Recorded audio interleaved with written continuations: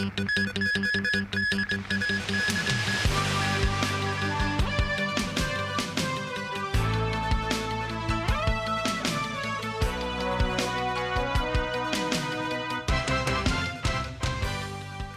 evening. Welcome to TVB News.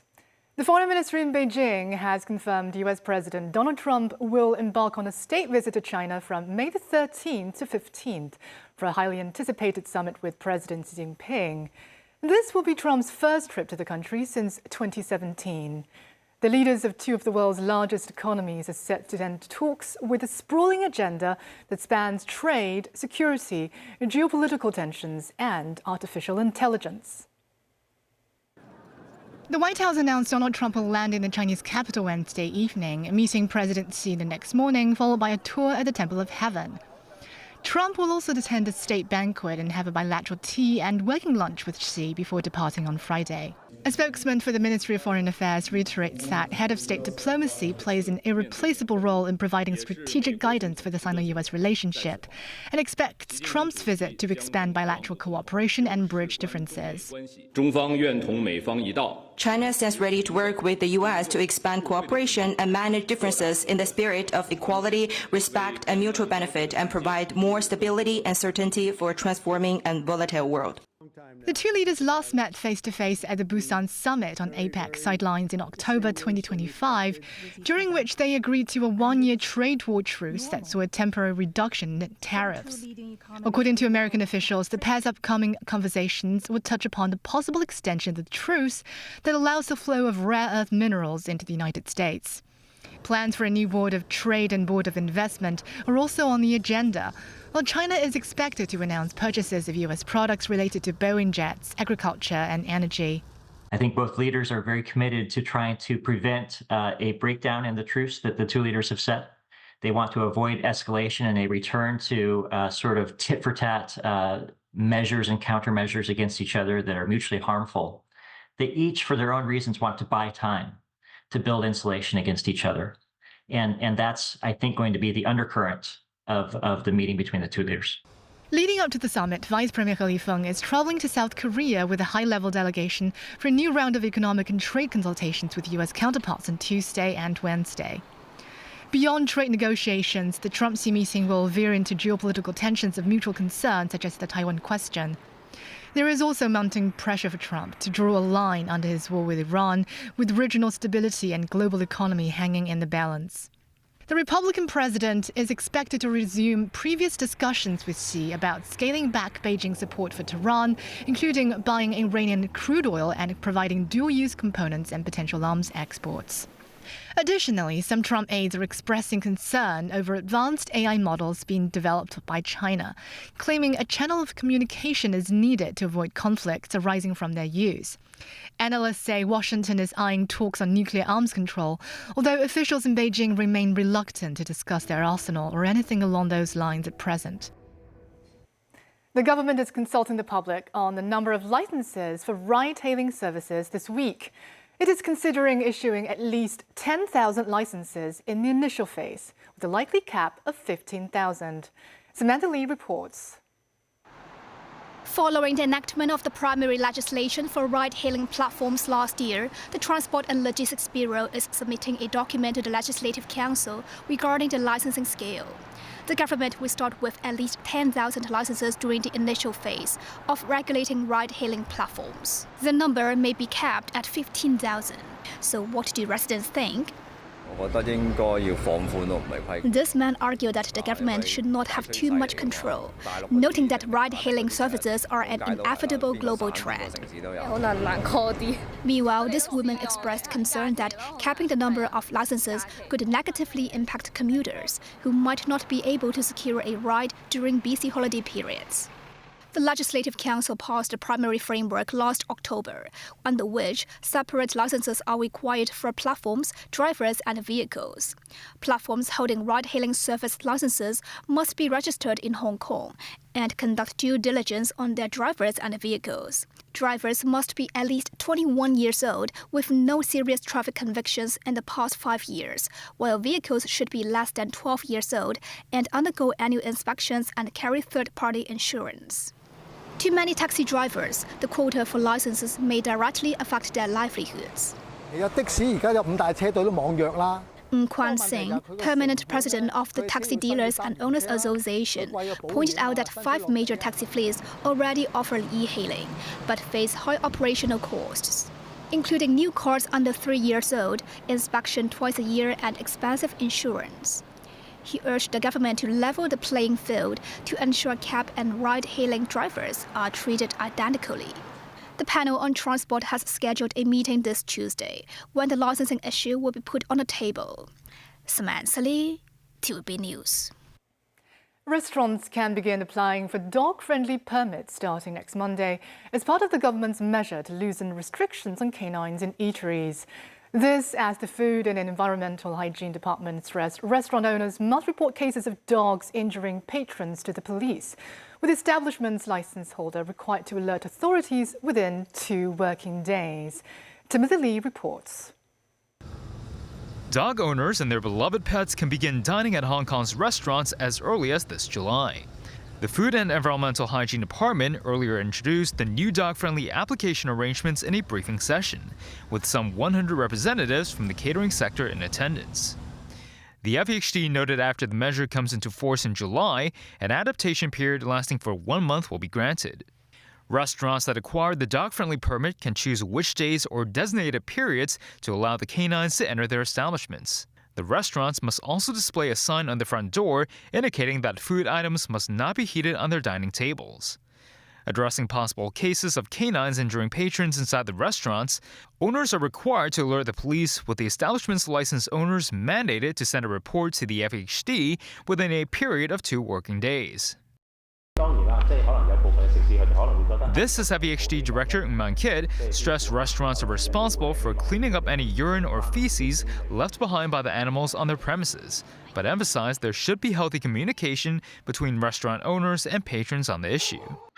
Under the current measure, restaurants are also barred from preparing food for dogs, noting that dog owners must bring their own prepackaged dog food. Meanwhile, restaurants seeking to acquire the dog-friendly permit can apply online on the FHD website starting next Monday, with the current quota limited to 1,000. Timothy Lee, TVB News. Hong Kong cybersecurity officials on Monday remind local Canvas users to beware of phishing attacks. This comes after a hacker group attacked the US-owned learning management system and leaked the data of millions of users last week. Mimosa Ngai reports. Canvas is a cloud system used by students and teachers across the world to manage assignments, course notes, and grades.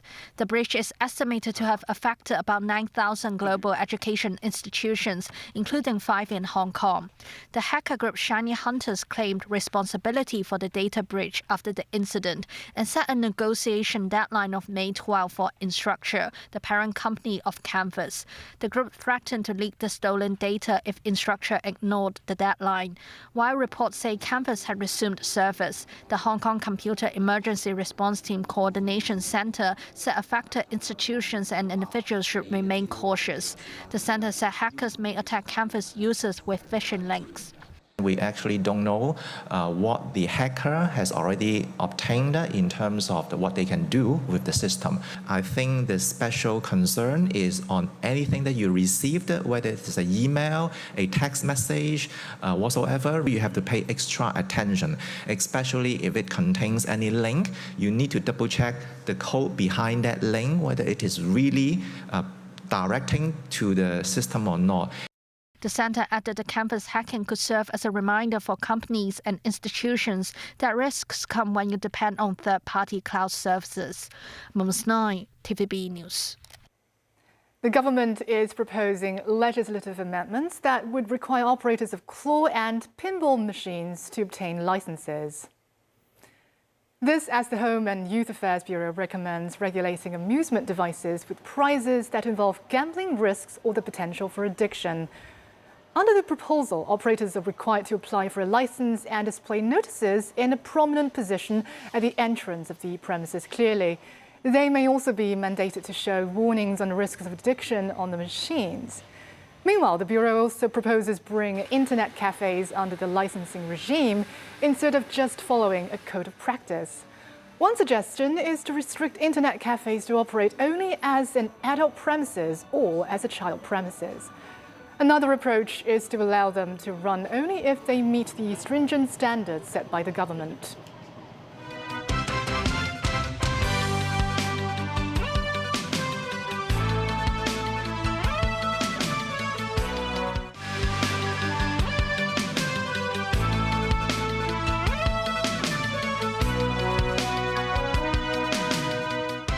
Welcome back.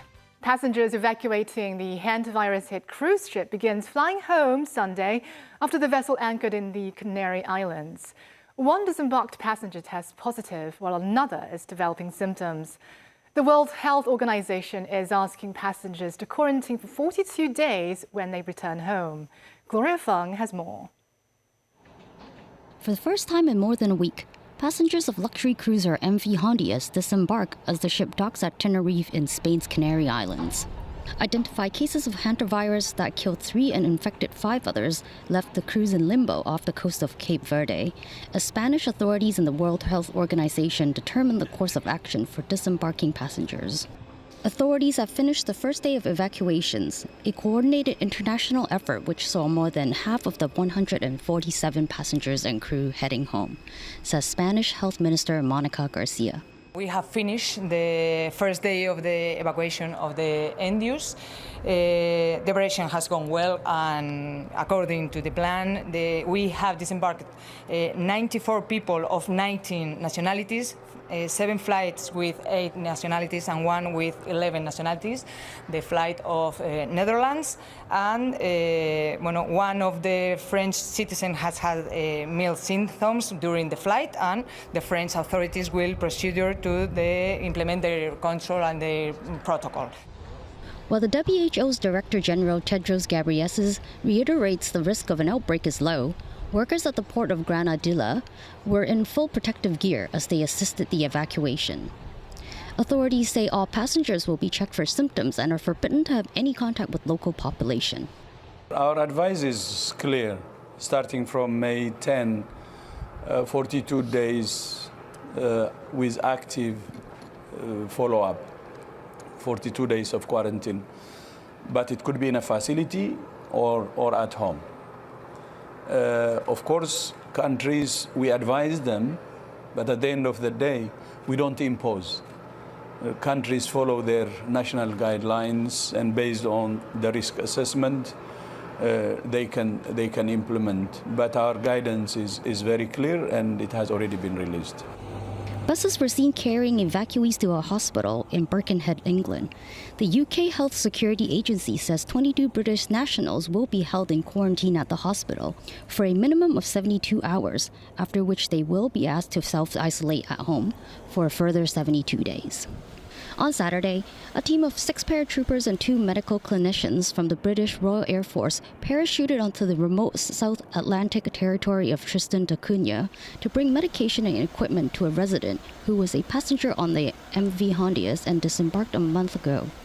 One medic says an airdrop was the only timely way to get to Britain's most remote inhabited overseas territory, which takes 6 days to reach by boat from Cape Town. Gloria Feng, TVB News. British Prime Minister Keir Starmer is fighting for his job as calls for his ouster grow even among his own Labour Party after disastrous local election losses. Starmer argued today that he could change tack and revive his government's fortune. He said he will push for closer links with the European Union, which the UK left in 2020. We lost some brilliant Labour representatives. That hurts. And it should hurt. I get it. I feel it. And I take responsibility. The last government was defined by breaking our relationship with Europe. This Labour government will be defined by rebuilding our relationship with Europe, by putting Britain at the heart of Europe, so that we are stronger on the economy, stronger on trade, stronger on defence, you name it. Because standing shoulder to shoulder with the countries that most share our interests, our values, and our enemies, that is the right choice for Britain. That is the Labour choice. Thousands protested against anti-Semitism outside UK's Downing Street on Sunday. Demonstrators waved Israeli and UK flags as well as anti-Iran banners. They called on the UK government to do more to protect its Jewish population after the stabbings of 2 Jewish men in London earlier. A 45-year-old was charged with attempted murder of the 2 men. Police called the attack an act of terrorism. There had been a string of incidents including arson attacks on synagogues and other Jewish sites in the British capital. Speaking at the Asia Summit of the 5th International Healthcare Week hosted by the Hong Kong Trade Development Council, Chief Executive John Lee says the city's work will complement the nation's 15th five-year plan and collectively push for medical innovation with other Greater Bay Area cities.